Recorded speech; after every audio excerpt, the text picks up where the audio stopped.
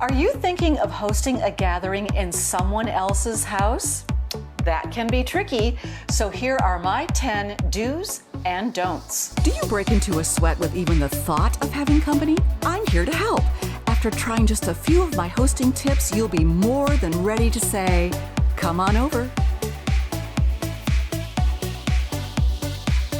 I've hosted a lot of events in other people's homes. My wedding reception was in a friend's home because my space was not large enough for the number of people we were having there. I also help out with some meals by catering, and I've helped people just throw like a collective party at their homes. So the number one thing I do is the first do, and that is do a site visit. Perhaps the biggest part of that is seeing how many people the space can hold.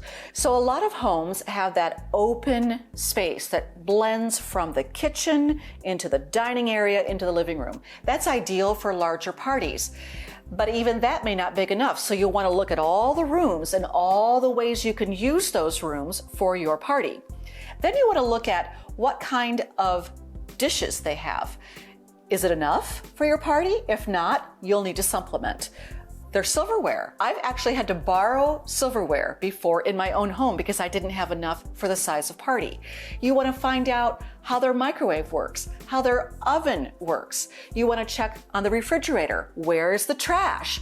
All different things spatially that you will need to use and function in. You want to clear that up from the very beginning. So you have an office and a workspace. I do. I cannot create in the same space that I conduct business. And now the second do is bringing things your host does not have.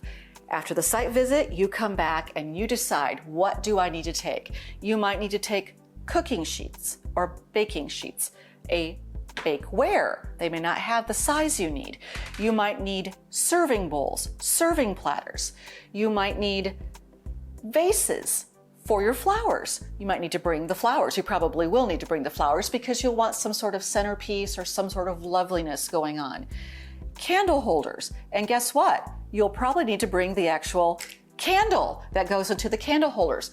What you don't want to happen is getting there and suddenly needing something and they don't have it, and then they feel guilty they didn't have it. And she made a right-hand turn. So, is she guilty or not guilty? Not guilty. Because that's my dad. Think ahead of the things you will need and just bring them all to their home. Number 3, bring the items specific to your party. For instance, let's say you're having a flamingo-themed party, or maybe a cocktail party that focuses on tropics.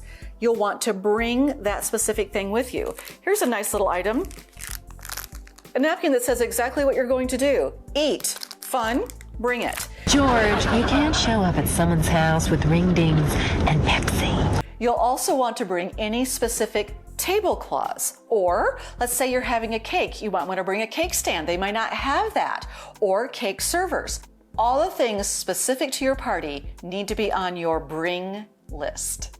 Number 4, and this one has tripped me up, I cannot tell you how many times.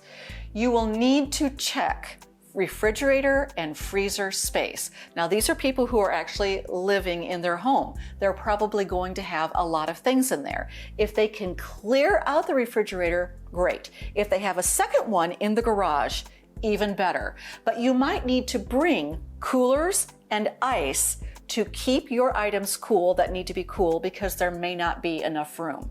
I've gone to homes, I've said, we would appreciate as much space as you can give us. And when we've gotten there, as much as they could give us was one shelf, and that was not enough. So we tend to be prepared and bring the cooler and our own ice for just such an occasion. Number 5, do offer to have the home professionally cleaned after the party. People who host are generally pretty good about getting the house cleaned for your party, which is wonderful. But having a lot of guests in their home can really kind of trash the home, the floors, the counters, their bathrooms, the space. Oh no, your bathroom is a disaster. Get it cleaned up fast with the new sponge. If you go ahead and offer to have their home cleaned They will greatly appreciate it. It may not be the next day, but somewhere close to the end of your party, send your cleaner over, and that way you can leave their home as good as or even better than the condition it was when you arrived. Number 6, do set a start and end time for you and your guests to arrive. So when I host in someone else's home, I generally get there 2 hours before the party starts. That's really important for setup and getting it all organized so that you're not running around, your hair on fire, screaming before the first guests arrive. The start time is easier than the end time. So what you want to do is make sure you have a stopping point absolutely at say 9 or 10. This party's over. And that gives you the right amount of time to pack up and tidy up before heading back to your own home. And number 7 of the do's, do send a thank you note or even thank you gift to your host for their incredibly generous offer to let you host a party in their home. At times, I even leave the thank you note and gift right there on the counter for them to find once I've departed. You didn't get a gift? And now for the don'ts. Don't plan on using any of your host's oils, liquids, sprays. Don't plan on using their foils, their wax paper, their plastic, their storage containers, their Ziploc bags. It's your party. You need to bring those things. You don't want to use their personal items and just whoop, oh, sorry, your wax paper is completely out. No, that's not a good way to be a good guest in a host's home. The only thing I asked you to do for this party was put on clothes and you didn't do it. So in short, if you think you might need it, bring it. This one is really important. You're in someone else's home with your guests. Do not let this party get out of control. People can get destructive when they get a little wild, and they might get a little wild because they've had a little too much to drink. We're good, streaky! Yes! Or maybe they're just kind of wild people. I've been known to knock things over with a big movement. This is not something you want on your reputation list. So when you're choosing your guests, choose wisely. And if you see a situation starting to get out of control, you take control of it so your hosts don't have to. I want you to be nice until it's time to not be nice. And finally, try not to stay past your host's bedtime. If you see them coming downstairs in their pajamas, you've stayed too long. If you've seen them dozing off in a chair, you've stayed too long. You might want to set that up ahead of time and say, hey, what's your bedtime?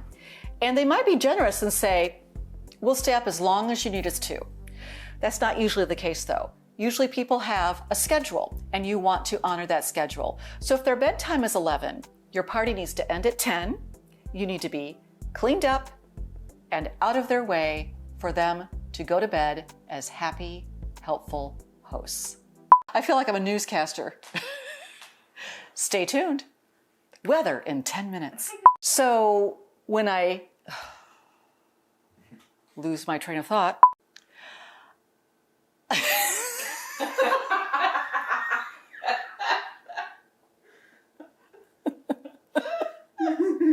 it's just a really good deep breath. Come on over. Now go make someone feel special today.